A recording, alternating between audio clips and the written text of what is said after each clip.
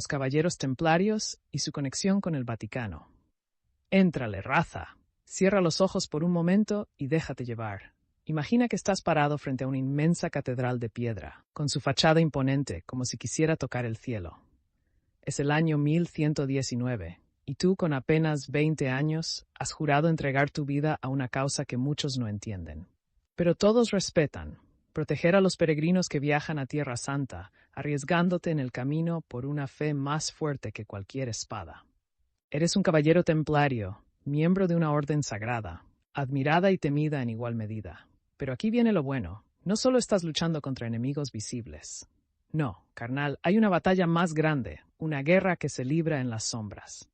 Porque mientras tú rezas de rodillas y das tu vida en combate en las altas esferas del poder, sí, allá donde los obispos y cardenales deciden el destino del mundo, se tejen intrigas que pueden cambiar la historia para siempre.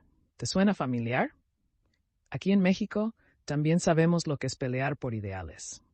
¿Cuántas veces no hemos visto historias de héroes que empiezan con buenas intenciones y terminan traicionados por quienes prometieron apoyarlos? En el fondo, esa lucha es tan nuestra como lo es de los templarios. Es la lucha de los de abajo contra los de arriba, de quienes dan todo frente a quienes controlan el juego desde el escritorio. Pero volvamos a ese caballero. Eres tú, con tu armadura brillando bajo el sol del Medio Oriente. Al principio, las cosas van bien, la gente te respeta, los reyes y nobles te ven como un aliado. Incluso el Papa respalda tu misión, y eso, compadre, es como tener el visto bueno del jefe más grande. Pero luego, ¡zas!, todo cambia. De la noche a la mañana, aquellos que te alababan empiezan a señalarte con el dedo. Te acusan de herejía, de adorar ídolos paganos, de conspirar contra la iglesia misma. ¿Cómo pasaste de héroe a villano? Ah, ahí está el meollo del asunto.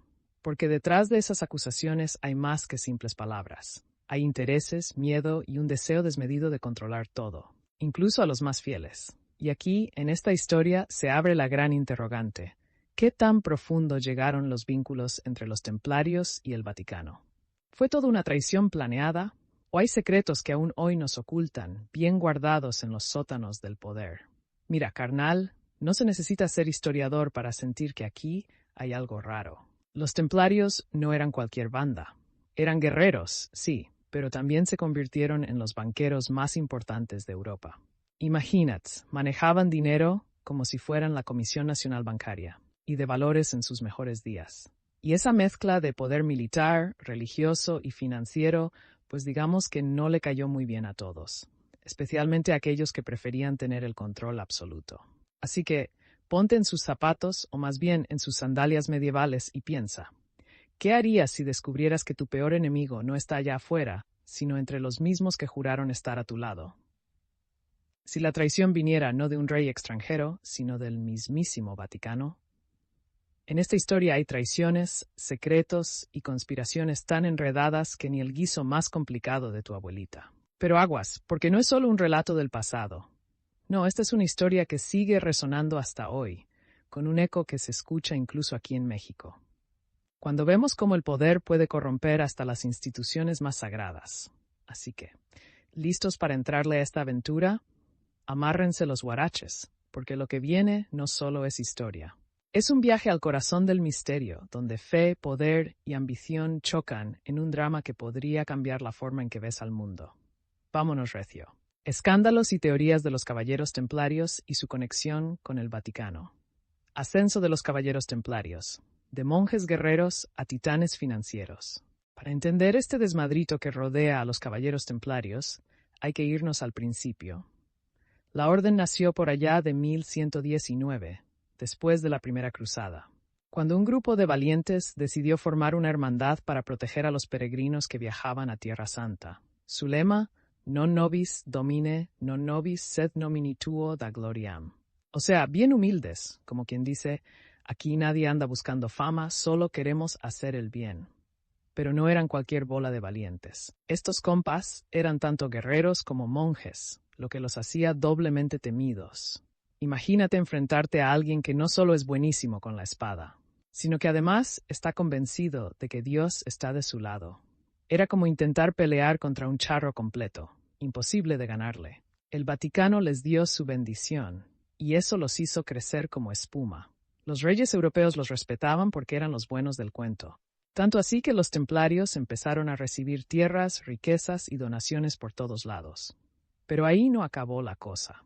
Estos vatos inventaron lo que hoy conocemos como el sistema bancario. Que un noble quería ir a Jerusalén, pero temía que lo asaltaran en el camino. Los templarios le decían: no te preocupes, hermano, déjanos tu lana aquí, te damos un papelito, y cuando llegues allá, lo cambias por el mismo monto. Órale, era como tener tu propia tarjeta de débito medieval. Y claro, eso los hizo indispensables para los poderosos. Pero ya sabes cómo es esto. Cuando alguien tiene mucha lana y mucho poder, los problemas no tardan en llegar. El fin de los templarios. Todo iba viento en popa hasta que llegó el rey Felipe IV de Francia, alias Felipe el Hermoso.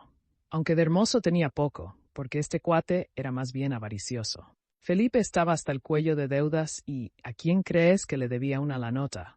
Exacto, a los templarios. Y pues como buen político, en vez de pagar, decidió buscar una manera de deshacerse de sus acreedores. Un buen día, por allá del 13 de octubre de 1307. Sí, por eso el viernes 13 tiene fama de mala suerte. Felipe ordenó arrestar a todos los templarios de Francia. La acusación era algo así como un combo diabólico: herejía, idolatría, blasfemia hasta escupir sobre la cruz. Básicamente los pintó como enemigos de la Iglesia y del mismo Dios. La neta es que muchas de esas acusaciones eran pura faramalla. Pero eso no evitó que los templarios fueran sometidos a torturas inhumanas. Los forzaron a confesar cosas que, en su mayoría, eran falsas. Y los que no confesaban, bueno, acababan en la hoguera, así de gacho. El Papa Clemente V, quien debería haber defendido a la orden, más bien se lavó las manos. Algunos dicen que Felipe lo tenía entre la espada y la pared, mientras que otros creen que el Vaticano ya veía a los templarios como una amenaza.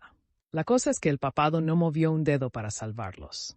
Al contrario, en 1312 la orden fue oficialmente disuelta, y sus propiedades pasaron a manos de la Iglesia o de la corona. Pero aquí es donde se pone bueno, porque según cuentan, los templarios no entregaron todos sus tesoros. Hay leyendas que dicen que lograron esconder artefactos sagrados como el Santo Grial, la Sábana Santa e incluso documentos secretos que ponían en jaque al mismo Vaticano. Pactos secretos y teorías modernas. Ahora aquí viene el chisme más grande. ¿Qué tan profunda era la relación entre los templarios y el Vaticano? Porque una cosa es clara, si el Papa les dio su respaldo en un principio, algo tuvo que haber detrás de su caída.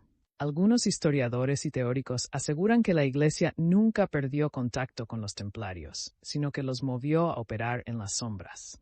Según estas teorías, los templarios habrían entregado parte de sus tesoros al Vaticano a cambio de protección. ¿Te imaginas? Sería como si el Vaticano fuera el coyote que arregla papeles cuando las cosas se ponen feas. Además, hay quienes creen que los templarios se convirtieron en el brazo financiero sec del papado, manejando riquezas que ni en sueños podemos imaginar. Esto los conectaría directamente con las actuales controversias del Banco del Vaticano, que ha estado involucrado en escándalos de corrupción, lavado de dinero y quién sabe qué más. ¿Coincidencia? Tú dime. De los masones a los Illuminati. Pero ahí no para la cosa. Según algunas historias, los templarios no solo sobrevivieron en las sombras, sino que también fundaron otras organizaciones secretas, como los masones o incluso los Illuminati. Estas sociedades habrían heredado los conocimientos, los rituales y hasta los tesoros de los templarios, manteniendo viva su misión original de influir en los eventos mundiales. ¿Y sabes qué es lo más loco? Hay quienes aseguran que la Iglesia Católica sigue colaborando con estas sociedades. ¿Por qué? Pues porque el Vaticano tendría mucho que perder si se revelaran los secretos de los templarios. Documentos que prueben conspiraciones, reliquias que contradigan la doctrina oficial. El tipo de cosas que podrían hacer temblar a la fe de millones. Y si creías que esto sonaba como pura película de Hollywood, hay más. Algunos dicen que los templarios también tenían información adelantada sobre ciencia, astronomía e ingeniería, que habrían heredado de los antiguos egipcios o de contactos con otras culturas. Esa sabiduría, bien guardada, habría sido transmitida a lo largo de los siglos, influyendo en eventos históricos importantes. el misterio sin resolver. Y aquí estamos, carnal, más de 700 años después de la disolución oficial de los Templarios, pero con su leyenda más viva que nunca. ¿Qué secretos se llevaron a la tumba? ¿Cuánto sabe el Vaticano que no nos quiere contar? Estas preguntas nos siguen picando la curiosidad. Porque, seamos sinceros, todos queremos creer que hay algo más grande detrás de esta historia. Ahora que ya conoces este drama medieval lleno de traiciones y teorías, dime, ¿tú qué crees? ¿Era todo un truco de poder? ¿O los templarios sabían algo tan peligroso que el Vaticano tuvo que callarlos para siempre? Esto todavía no termina, compadre.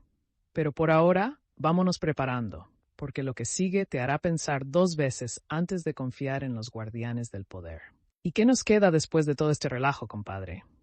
Los caballeros templarios son, sin duda, una de las historias más misteriosas y fascinantes que el mundo ha visto. Desde sus inicios como monjes guerreros hasta su caída en desgracia y su supuesto renacimiento en las sombras, estos vatos dejaron una marca tan profunda, que aún resuena en la cultura, en la política y hasta en nuestras ideas de conspiración moderna. Pero esta no es solo una historia del pasado. No, señor. Lo que pasó con los templarios sigue siendo un espejo de las luchas que enfrentamos hoy en día. ¿Cuántas veces no hemos visto a héroes ser traicionados por los mismos que juraron protegerlos? ¿Cuántas veces no se ha manipulado la fe y el poder para controlar a las masas? Y luego está el Vaticano, una institución que para bien o para mal ha estado en el centro de muchos de los momentos más importantes de la historia. No estamos aquí para juzgar, pero es imposible no preguntarse, ¿qué tanto saben y qué tanto callan? Si los sótanos del Vaticano hablaran, ¿qué secretos contarían sobre los templarios y sobre todo lo que vino después? Mira, carnal, aquí en México entendemos bien lo que significa el choque entre la fe, el poder y el pueblo. Desde las luchas revolucionarias hasta los movimientos actuales, siempre hemos tenido que pelear contra quienes quieren decidir por nosotros desde un trono, ya sea de oro o de mármol. Y la historia de los templarios no es tan distinta. Ellos nos dejaron una lección que vale la pena recordar. La fe y el poder no siempre caminan de la mano. Cuando uno se inclina demasiado por el otro, las cosas se salen de control. En su caso, la búsqueda de poder los llevó a su caída. Pero en esa caída dejaron un legado que aún inspira a quienes buscan justicia, verdad y la lucha contra la corrupción. Y aunque las teorías sobre su conexión con el Vaticano, los masones y los Illuminati sigan siendo tema de debate, hay algo que no podemos negar. Su historia es una advertencia. Una advertencia de lo que pasa cuando permitimos que la ambición y el miedo dicten nuestro destino. Así que ahí lo tienes, compadre. Los caballeros templarios no son solo un capítulo en los libros de historia, sino una historia viva que sigue latiendo en las sombras de los grandes misterios del mundo. Tal vez nunca sepamos toda la verdad, y quizá eso sea lo que hace esta historia tan fascinante. Pero como diríamos aquí en México, el que nada debe, nada teme. Y si hay algo que estos secretos nos enseñan, es que cuando el poder se esconde en las sombras, es porque hay algo que no quiere que veamos. Así que nunca dejemos de preguntar, nunca dejemos de buscar respuestas.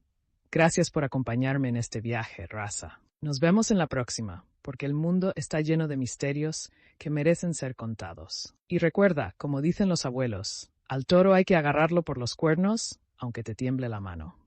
Nos vemos y que la curiosidad nunca se apague.